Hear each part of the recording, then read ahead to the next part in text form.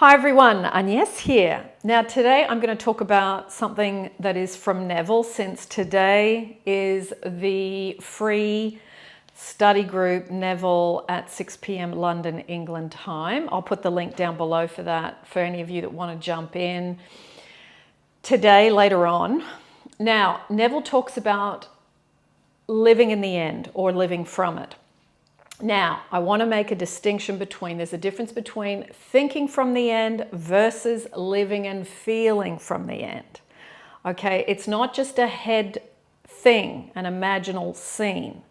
Okay, it's the feeling and the process of, oh, I've got what I desire.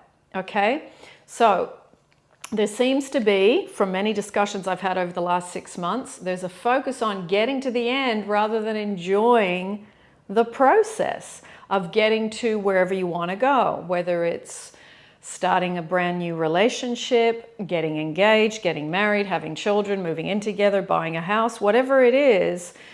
There really is this thing that happens in the middle for many, okay? And it is this: when something occurs, there's a getting angry, flying off the handle, going into insecurity, doubt, crying, being totally unsettled. And this is not living from the end result. Okay, now I know it's not easy, but this is something to improve and to practice if you're going to start to become more street smart about Neville's techniques, getting better at it, getting more grounded in it, okay? Now, often this is happening too when the relationship itself is pretty good, if you are in one. So it's like you start looking at the glass half empty, you start looking at the problem, you start going into old emotions of I'm not wanted, I'm not secure, I'm not important, and all of these things come up. But it's like you have to try and learn to rein yourself in from going there. This is more advanced Neville. This is more advanced living from a place of gratitude. Okay, it's being grateful for what is there, here and now. And I think with this living in the end, there can be so much focus on the end result that you are missing today. You're missing this hour, you're missing this moment, you're missing this week, this month, you're missing this whatever is going on.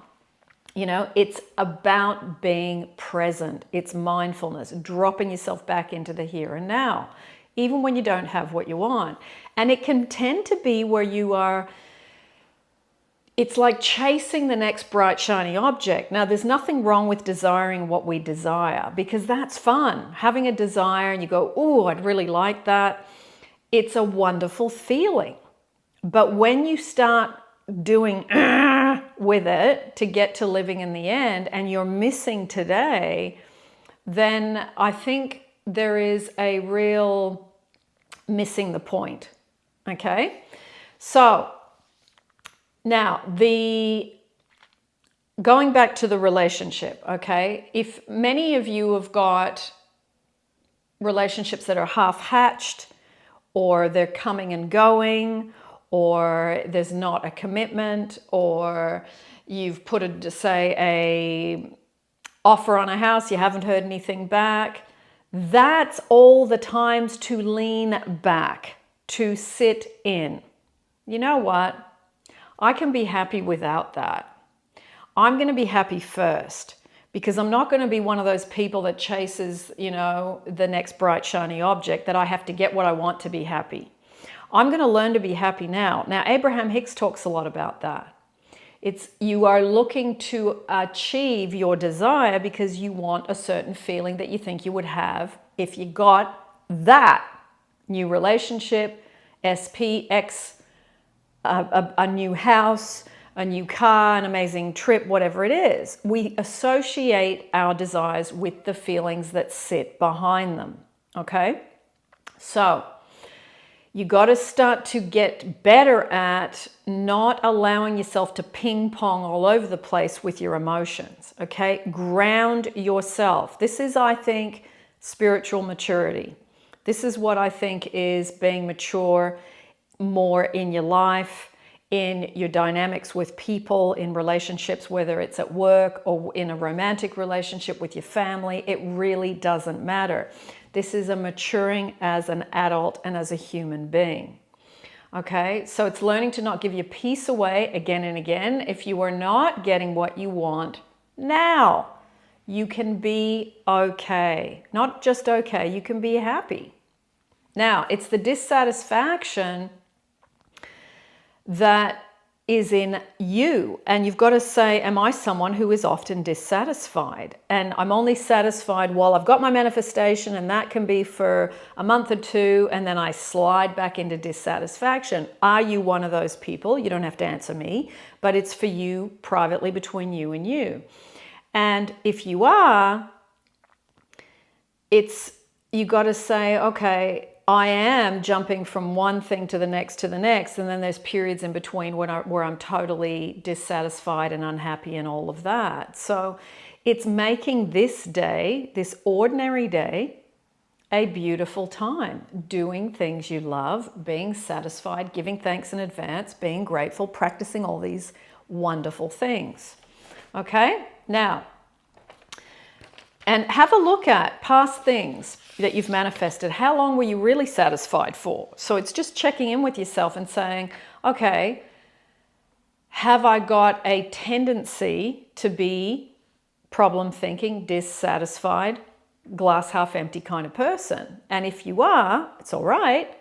Start to practice being satisfied, a happier person, choosing the glass half full rather than glass half empty.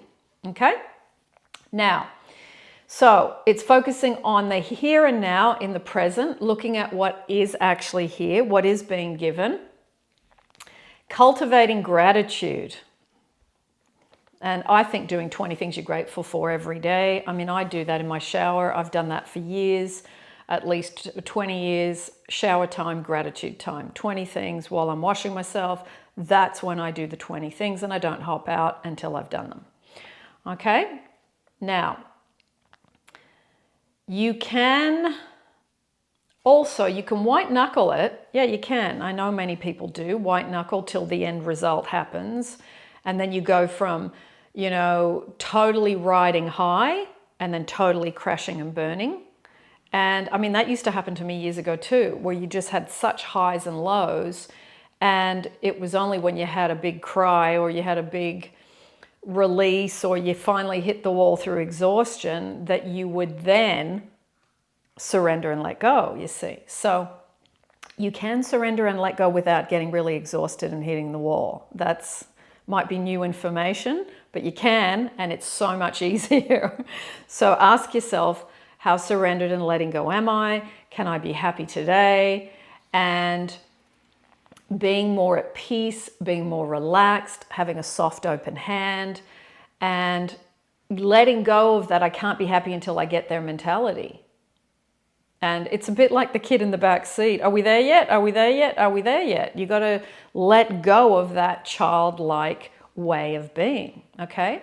So, to recap, have your beautiful desires. Keep them close to your heart. Give thanks and gratitude in advance that they're coming. Allow it to unfold. Live in the end, but with trust, with faith. When something doesn't go your way, don't start throwing your toys out of the pram, okay? Say, okay, not today, maybe tomorrow, not now, not yet, but soon. I could be on the brink of it, and relax. Cool your skin. All right, so let me know your thoughts about this. Where are you at with this? Are you more of a satisfied person or a dissatisfied person? Anyway, I don't know who's buzzing, but I'm going to find out and I better go.